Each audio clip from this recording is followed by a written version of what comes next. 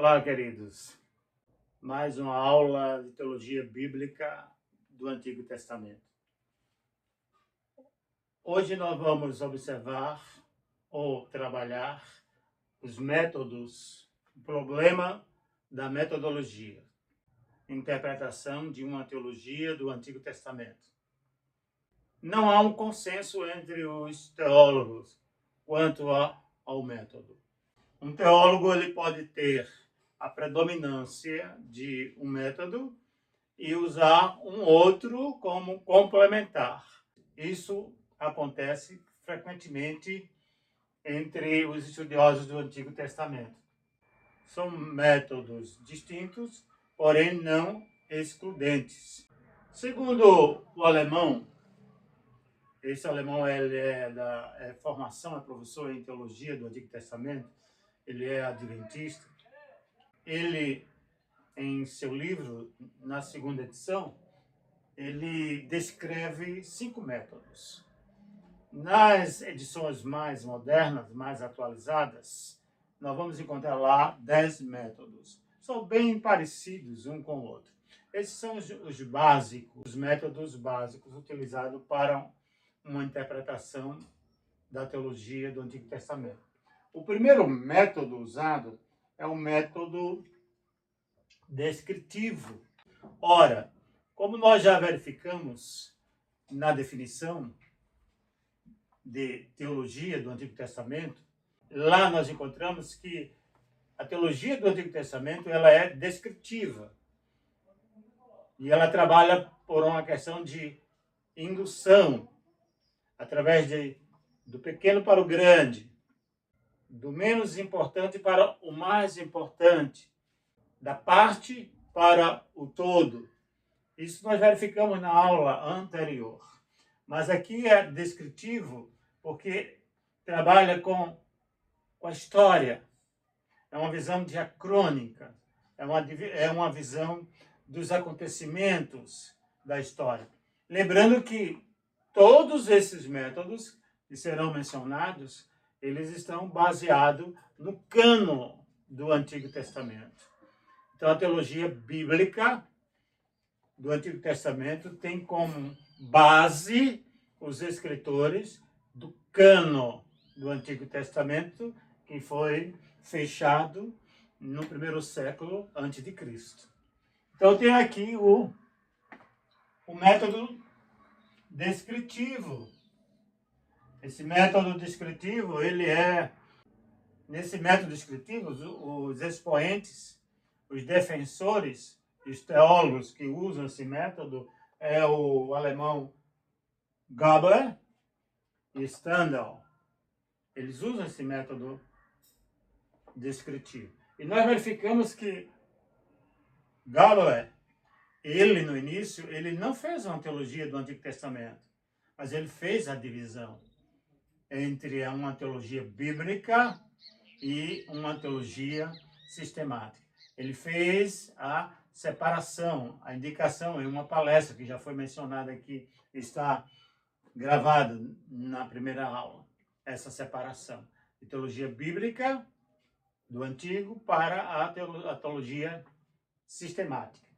Esse método é importante, ele vai trabalhar nesse método, é o que a Bíblia tem, o que os escritores denotavam do texto, não o que denota.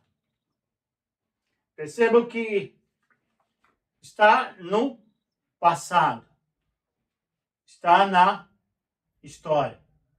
E o que o texto disse, o que os autores falaram lá no passado, denotava. Não o que denota. O que nós entendemos hoje do texto, o que levamos o texto, a nossa interpretação do século XXI para a interpretação dos autores do texto. Então, ela é baseada exatamente nisso, histórica, no acontecimento, nas circunstâncias do autor, na cultura vigente, na questão social, na questão econômica do momento. Então, a gente deve analisar historicamente Então, esse método vai usar a história, as narrativas evolutivas, para chegarmos a uma teologia bíblica do Antigo Testamento. O segundo método mencionado é o método confessional. Esse método, ele é antagônico. Ele é oposto do método anterior descritivo. Aqui não tem nada a ver com a história, com os acontecimentos. A base principal, o prisma principal do método confessional, já está dizendo, a base principal é a fé. E às vezes nós chamamos de querigma. É baseado na mensagem. É baseado na história de redenção, na história.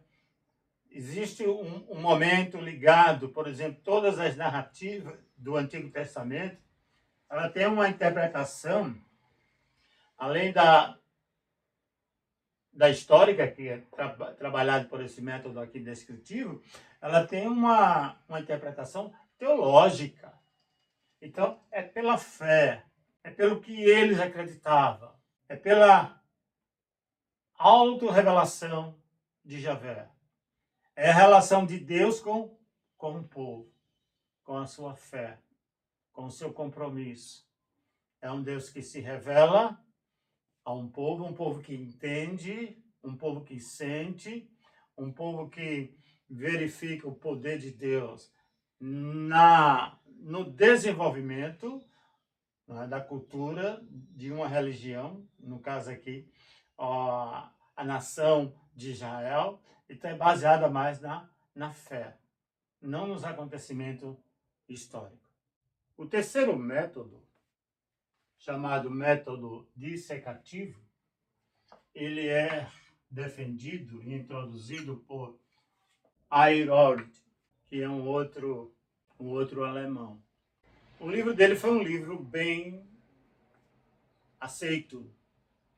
Era uma posição radical no sentido de história, do método descritivo e do método confessional. Porque o método dissecativo, já está dizendo, né? A própria palavra diz cortar, dissecar, partir, dividir. Então ele acha que o teólogo, assim como o historiador, ele usa não só a objetividade, mas a subjetividade. Não é baseado só na narrativa. Alguém que presenciou, alguém que contou, mas também na subjetividade do historiador. E agora ele entra na direção que o teólogo, nesse método, ele envereda, que é o dissecativo. E esse método, ele é seletivo. Assim como a história, ela é seletiva. Nós contamos a história é contada no prisma de quem vence, de quem lidera. Por exemplo, nós vamos encontrar trechos na Bíblia numa visão seletiva? Sim. Caso clássico dessa seleção, a gente, pegando o livro de Josué, que é um livro considerado pela Bíblia, a divisão da Bíblia hebraica, do Tanakh, em 3 partes. E nós pegamos a Torá e os Nebiim. Josué faz parte dos profetas, porque tem uma visão profética, o livro de Josué. E ali nós temos histórias narrativas seletivas para corroborar com uma teologia que foi otorgada, foi dada nesse período. Na visão de Deuteronômio, havia uma fórmula que hoje perdura e nós esquecemos no século XXI, é que a obediência é bênção e vida, mas a desobediência é maldição e morte. Essa era uma forma usada. Não só no livro de Deuteronômio, mas também era usado, chamada na história, que eu já falei para vocês, né? HD, que é História Deuteronomista, que vai de Josué até o livro de Reis. Nós vamos encontrar essa forma. Então perceba como ela é adotada. Capítulo de Josué. Capítulo 6 de Josué. A conquista de Jericó. A conquista de Jericó, para resumir essa visão seletiva da história, da subjetividade do autor, da intencionalidade do autor. Então ele conta que Jericó foi destruída, mas foi destruída pela ação divina e pela obediência do povo. O povo fez conforme Deus determinara. A vitória está aqui, nessa situação. Obedeça os passos para a vitória. E eles obedeceram e tiveram vitória.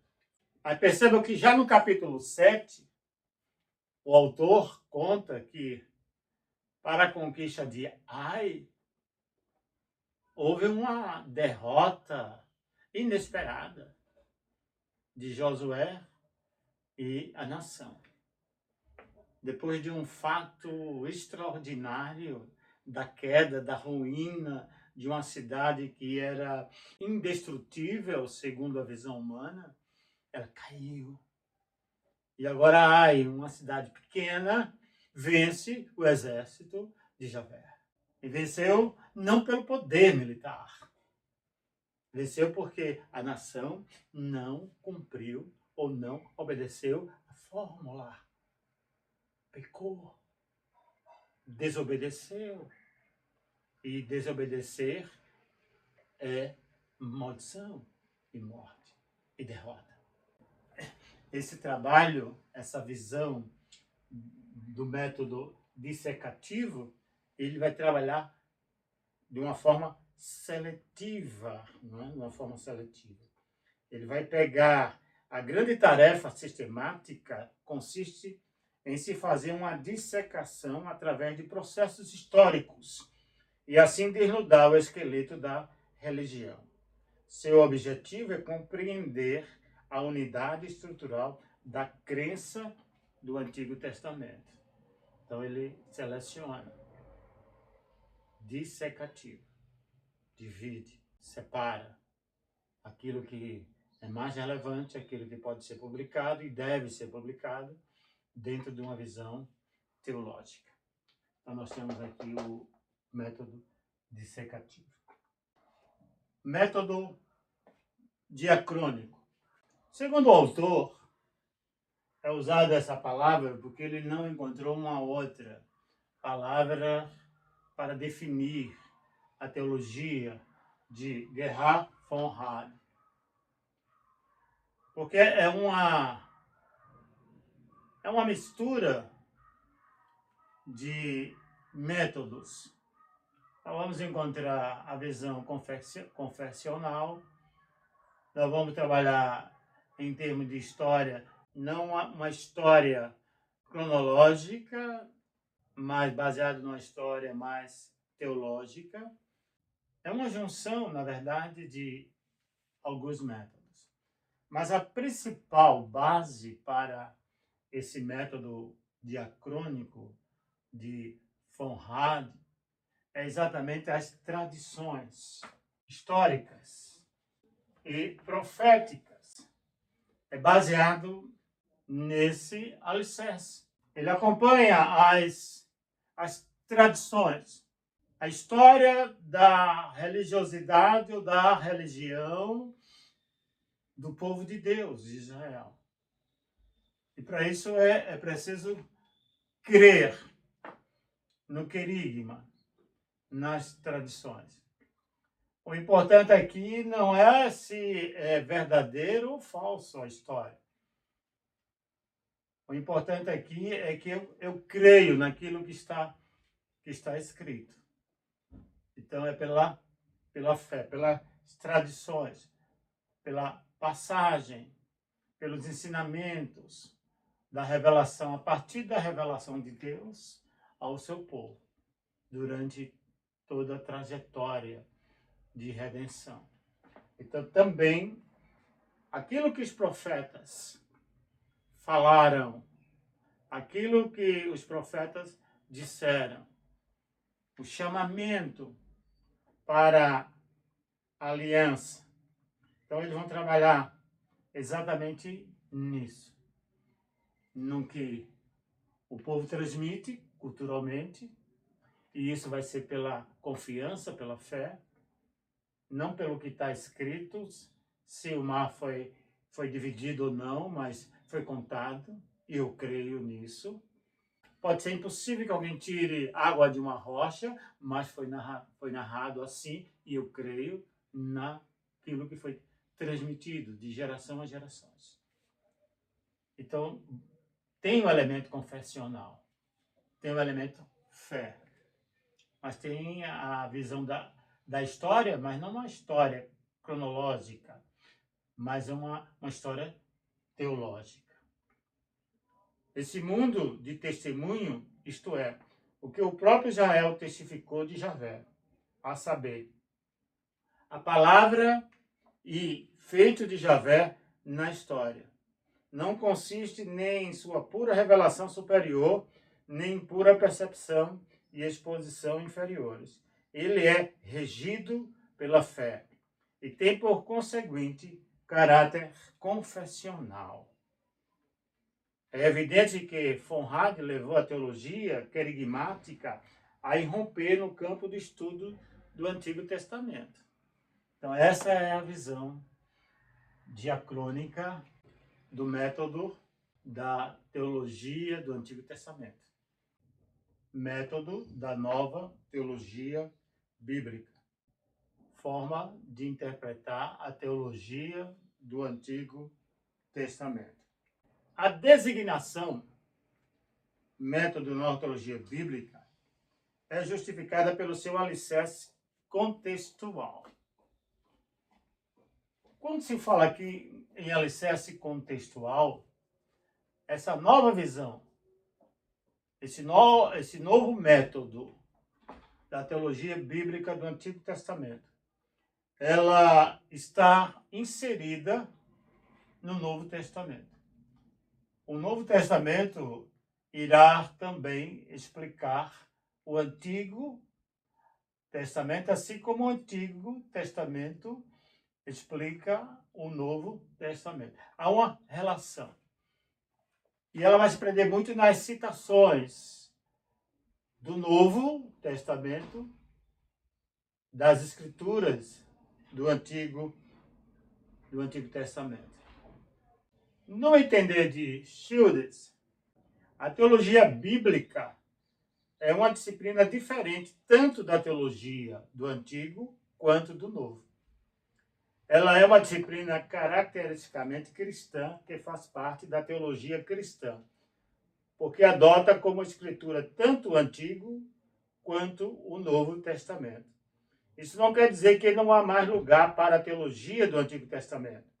Existe um campo legítimo da teologia do Antigo Testamento, cuja essência é a descrição. Precisamos voltar a este ponto mais adiante. É evidente que esse método de Schilder considera a utilização de citações do Antigo Testamento, do Novo Testamento, citações do Antigo no Novo Testamento, um importante passo para a teologia bíblica no sentido de adotar com seriedade o contexto de todo o cânon. Então, só há possibilidade de entender o cânon,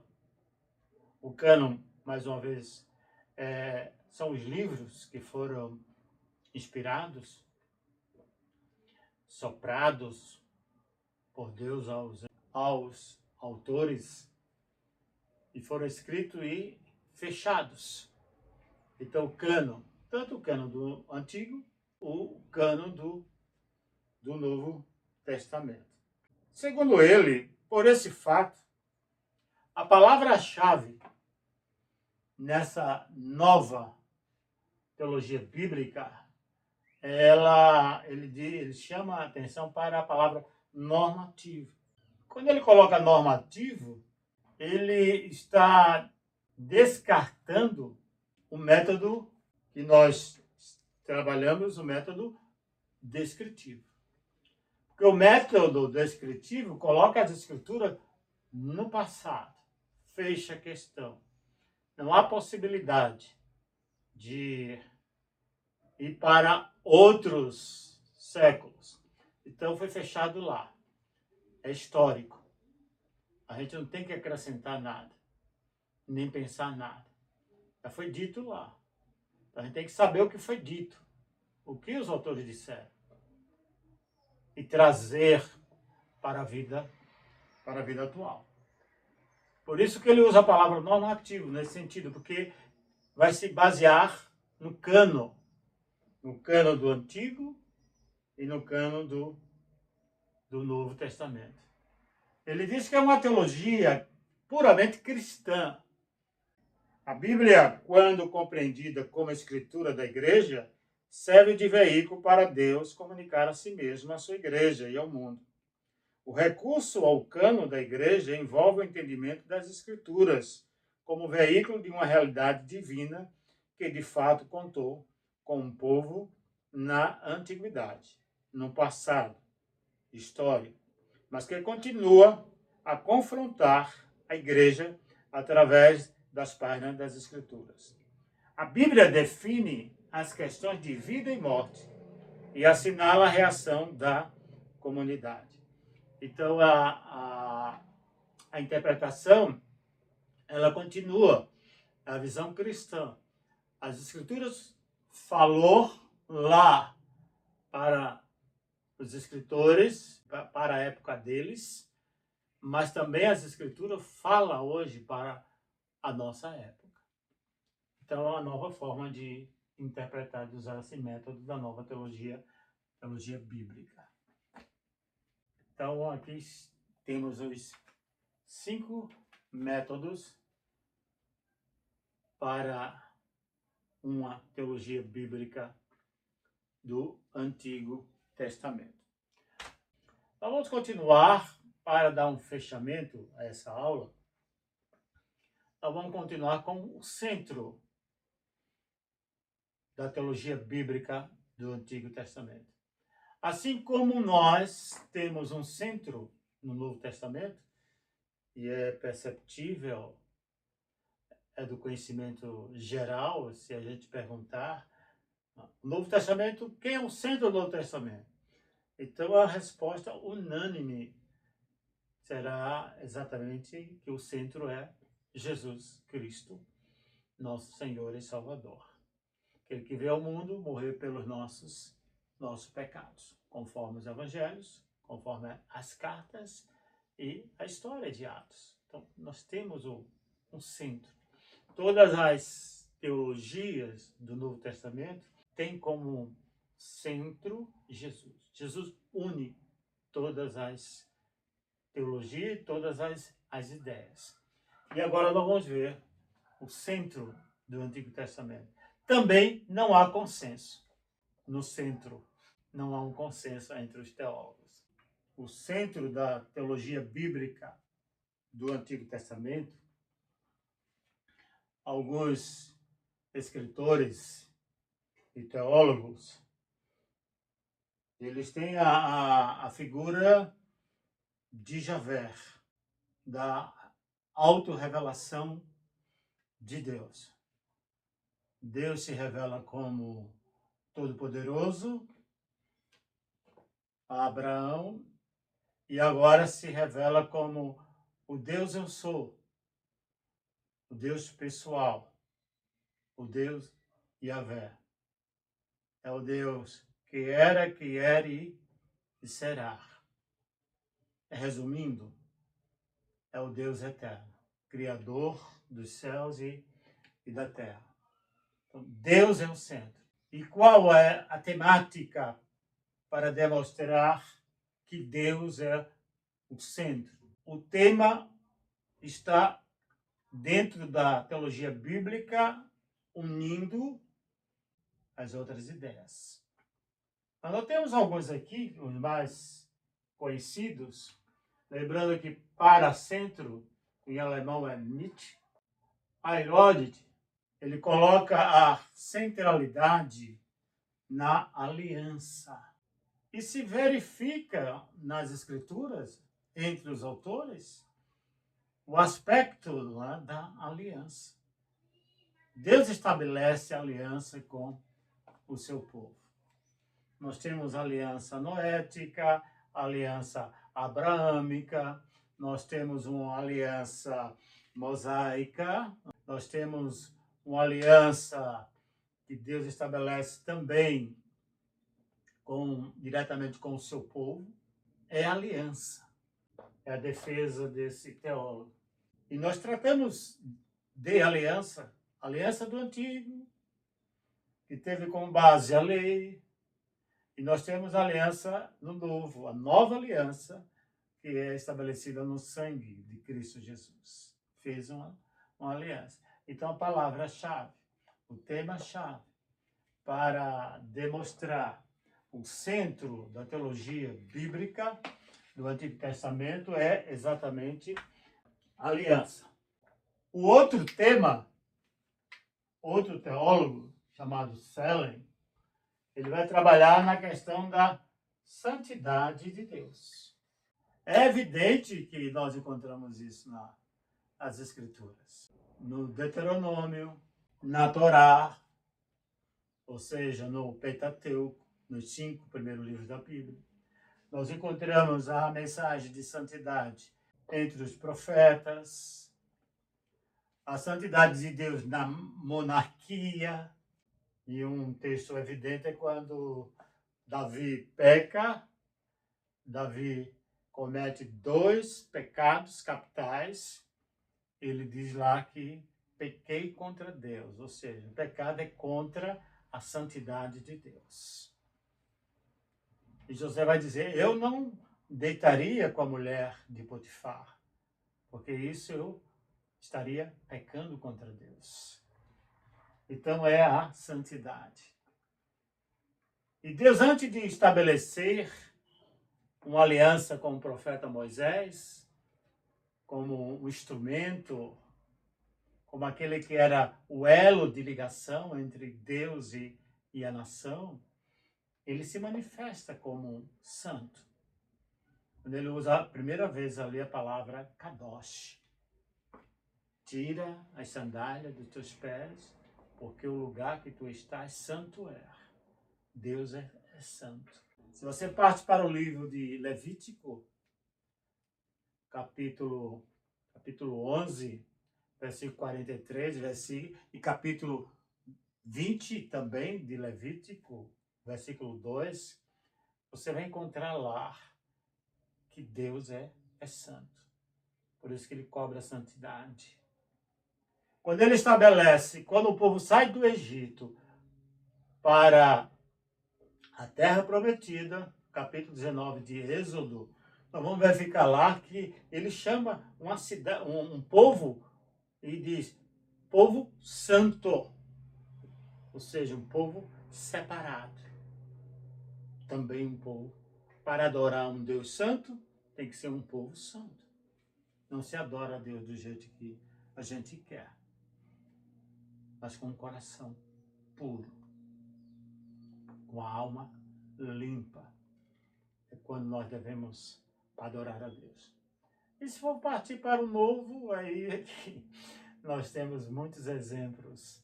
E o mais conhecido é na primeira carta de Pedro, capítulo 1, versículo 16, quando ele chama a atenção, né? Sede santo porque nosso Deus é santo. Então é a santidade. A santidade é o tema, é o centro da teologia bíblica do Antigo Testamento. E agora eu tenho Ludwig Kohler. Deus é Senhor. Essa mensagem também é bem clara nas Escrituras do Antigo Testamento. A soberania de Deus. Deus não é só Senhor de Israel. Deus é Senhor das nações, de todas as tribos, de todas as raças. Ele controla as nações, ele controla os reis das outras nações pagãs. E eles terminam fazendo aquilo que Deus determina no seu coração. Porque Deus é Senhor. E quando nós temos essa visão, que Deus é soberano, Deus é Senhor das nossas vidas, nós vivemos em paz. E por último, Hans Wildeberg, ele trabalha na eleição de Israel. Aqui morou um problema muito sério, né? Eleição. Deus escolhe uma nação. Agora, Deus escolheu a nação não porque era uma nação perfeita. Pelo contrário, Deus escolheu uma nação para que essa nação fosse sacerdócio, que servisse de sacerdócio, ou seja, de testemunho para as outras nações. Deus elege uma nação. Essa nação é Israel. Através de Israel, o plano de Deus, a autorrevelação, que aponta para o futuro. Essa eleição aqui, ela difere das religiões da época. As religiões da época se preocupavam muito com o passado e o presente. Aqui, na visão javista, há um passado, há um presente, mas também há um futuro. E Deus nos encaminha para o futuro. E foi isso que aconteceu no Antigo Testamento. Deus conduz um povo para a cruz de Jesus Cristo. E lá nós temos a revelação especial de Deus, que é Jesus. E quando nós nos aproximamos de Jesus, nós estabelecemos essa aliança, não uma aliança coletiva, mas uma aliança individual. Agora estamos nos dirigindo. Ele vai nos levar à parousia, à terra prometida, aos céus. E Apocalipse diz que Deus vai estar conosco ali, naquele momento. Um novo céu e uma nova terra. Então, é dessa forma. E nós estabelecemos o centro da teologia do Antigo Testamento.